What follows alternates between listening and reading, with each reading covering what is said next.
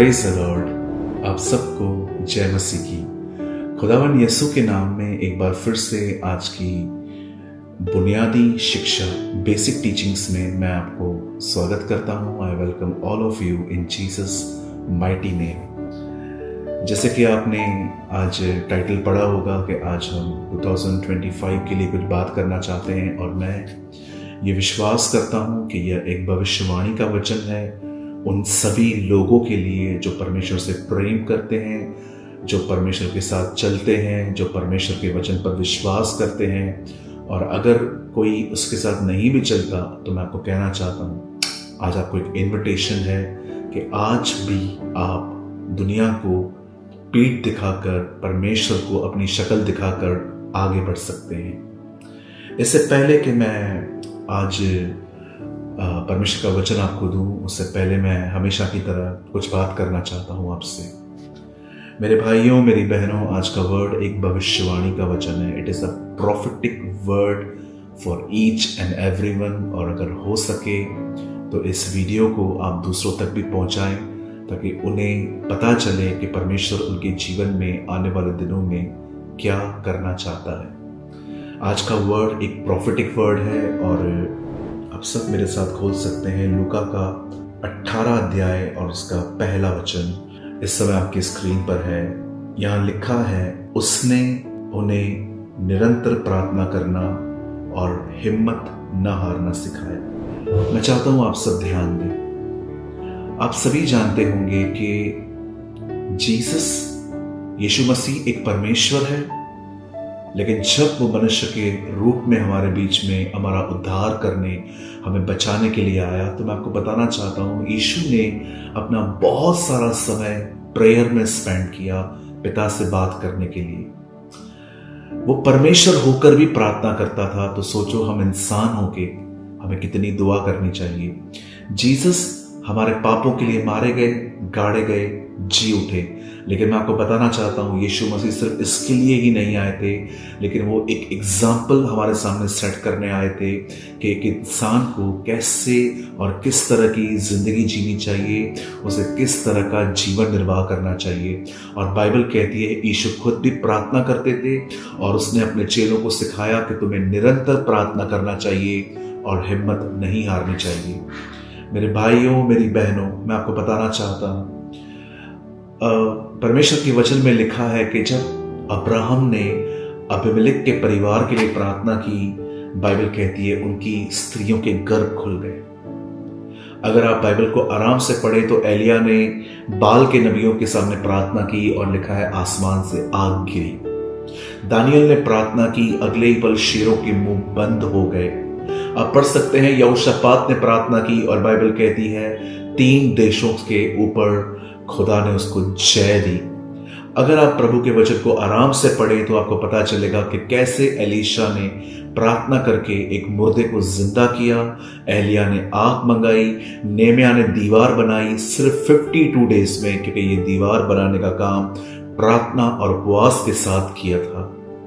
आज हम बहुत जगहों पे देखते हैं कि परमेश्वर के बहुत सारे जो लोग हैं वो प्रेयर करने में लेजी हैं। वे प्रेयर करने में अपने दिमाग को सेट नहीं करते, और जब वो प्रेयर करना बंद कर देते हैं, आहिस्ते आहिस्ते जो कुछ परमेश्वर ने उन्हें दिया है वो उसको लूज करते जाते हैं, वो उसे खोते जाते हैं। और अंत में एक टाइम ऐसा आ जाता है कि जब हमें खुदा बोरिंग सा लगता है। प्रभु में बढ़ने का मतलब हमें एक युद्ध की तरह लगता है। पर मैं आपको बताना चाहता हूं मेरे भाइयों बहनों, खुदा ने आपको इसलिए नहीं बुलाया है ताकि आप पीछे से पीछे होते जाओ। बाइबल कहती है उसने तुम्हें इसलिए बुलाया है ताकि तुम अंश दर अंश बदलते जाओ, और तुम बदलते जाओ। क्या आप जानते हैं, जब पतरस ने, चेलों ने और दूसरे प्रेरितों ने, जब वो गत्समनी में थे, यीशु ने उनको कई बार कहा कि उठो, प्रार्थना करो कि तुम परीक्षा में न पड़ो। लेकिन बाइबल कहती है उन्होंने एक बार भी प्रार्थना नहीं की, और अंत में एक परीक्षा आई और सबको वहां से भागना पड़ा। प्रार्थना न करने वाले लोग, उन्हें वो कभी हालातों के सामने खड़े नहीं रह पाते। पतरस से तलवार उठाई उस समय। प्रार्थना न करने वाले लोग अपने गुस्से पे कंट्रोल नहीं कर सकते, न अपनी आंखों पे कंट्रोल कर सकते हैं। आज मैं आपको इस 2025 के लिए कुछ मैं प्रॉफिटिक वर्ड देना चाहता हूं। मेरे भाइयों, मेरी बहनों, बड़े ध्यान से सुने। आज से बहुत समय पहले मेरे मोबाइल पर एक वीडियो आया जिसको मैंने ओपन किया और मैंने देखा कि दो बहनें हैं, और जब ये दोनों बहनें ट्विंस हैं, ये जुड़वा हैं, और जब दोनों ये बहनें जब मां के पेट से बाहर निकली तो इनके जो सर थे, सर दोनों के, वो जुड़े हुए थे। एक ही नस, एक ही हड्डी थी, और इस तरह वो बाहर निकले। जब डॉक्टर ने उनको देखा तो डॉक्टर ये बात समझ गए कि ये बहुत ही नाजुक चीज है। अगर हम इन दोनों को अलग करने की कोशिश करेंगे तो हो सकता है दोनों मर जाएं, पर एक का मरना कंफर्म था कि इसमें से एक नहीं बच पाएगा। तब माता पिता ने एक निर्णय लिया। उन्होंने कहा, हम नहीं चाहते हैं कि हमारे बच्चों को आप अलग करो, इन्हें ऐसे रहने दो, जैसे भी होगा हम उनको पालेंगे। और जानते हैं, जब भी एक नींद से उठता था दूसरे को भी उठना पड़ता था। जब एक खाना खाता था तो उसको भी उठ के बैठना पड़ता था। जब एक वॉशरूम जाता था उसके साथ उसको भी जाना चाहता था। जहां कोई एक व्यक्ति जाएगा वो भी उसके साथ साथ जाएगा। मैं आप में से हर एक को बताना चाहता हूं, प्रार्थना और अभिषेक बिल्कुल ऐसे ही है। जहां प्रार्थना होगी वहां अभिषेक होगा, जहां प्रार्थना नहीं होगी वहां अभिषेक भी नहीं होगा। जब हम प्रार्थना करते हैं, परमेश्वर अपना अभिषेक हम पर भेजते हैं, और उस अभिषेक के कारण ही हमारे जिंदगी में जितने भी छुपे हुए बंधन हैं, जितने भी गढ़ हैं, जितनी भी चीजें जो अंदर दबी हुई हैं, मेरे भाइयों, मेरी बहनों, इन सारी चीजों को निकलना पड़ता है, इन सारी चीजों को बर्स्ट होना पड़ता है।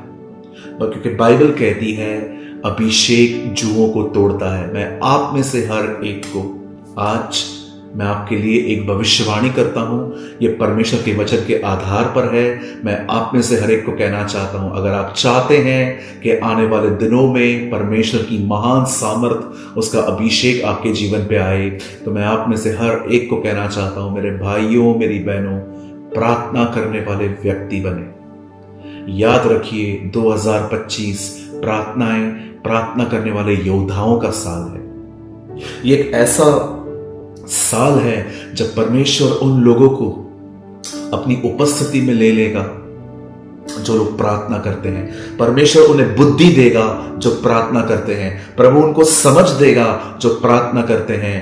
परमेश्वर उन्हें पवित्र आत्मा से भरेगा जो प्रार्थना करते हैं। परमेश्वर शैतान और उसकी सारी अभिलाषाओं पर उन्हें जय देगा जो प्रार्थना करते हैं। परमेश्वर हर पाप, हर गुनाह, हर गंदे माइंडसेट पे हमें विक्ट्री देगा यदि हम प्रार्थना करने वाले व्यक्ति बनेंगे। मैं फिर से कहता हूं, जो मैंने पहले कहा, 2025 उन लोगों का साल है जो प्रार्थना करेंगे और परमेश्वर उन्हें उठाएगा, परमेश्वर उन्हें भरेगा, परमेश्वर उनकी हदों को बढ़ाएगा और परमेश्वर उन्हें नए और चौड़े स्थानों पर ले जाएगा।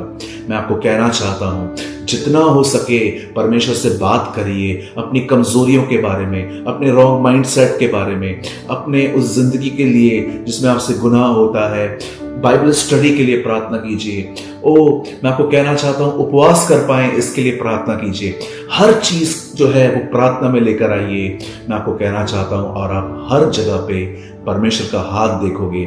मैं फिर से कहता हूं, ये मेरा प्रॉफिटिक वर्ड है हर मेरे उस भाई और बहन के लिए जो इस समय मुझे देख रहे हैं। 2025 ऐसे लोगों का साल है जिसमें परमेश्वर प्रार्थना करने वाले लोगों को उठाएगा और उनकी जिंदगी बदलेगा। परमेश्वर उनकी हदों को बढ़ाएगा, प्रभु उनके अभिषेक को नया कर देगा। मैं इसलिए कहना चाहता हूं, आप में से जितने भी लोग मुझे देख रहे हैं, मेरे भाइयों, मेरी बहनों, आज एक निर्णय लीजिए कि आप अपना बहुत समय परमेश्वर से बात करने में बिताएंगे और आप ये देखेंगे कि परमेश्वर अपना हर वचन आपके जीवन में पूरा करता जाएगा। इस 2025 में अपने ऊपर सुस्ती और लेजीनेस को ओवरकम न करने दें। मेरे भाइयों, मेरी बहनों, मैं उम्मीद करता हूं कि आज के इस छोटे से वचन के द्वारा आपने आशीष पाई होगी, आपने बरकत पाई होगी। मैं आपको उत्साहित करना चाहता हूं, learn to pray. pray without ceasing. Learn to pray. स्वर्गीय पिता, मैं प्रार्थना करता हूं आने वाले साल के लिए। मैं जानता हूं प्रभु, ये आपकी मर्जी है कि हम प्रार्थना करने वाले व्यक्ति बने। मैं दुआ करता हूं मुझे और मेरे हर भाई बहन को जो मुझे देख रहे हैं, हमें प्रार्थना करने वाला आत्मा दे, जैसे तूने कहा है कि मैं अंत के दिनों में दाऊद के घराने पर प्रार्थना करने वाला आत्मा उंडेलूंगा। प्रभु, हम पर अपना पवित्र आत्मा उंडेल, हम आपसे ये मांगते हैं। हर एक को आशीष दे पिता, यीशु मसीह के नाम में, आमीन।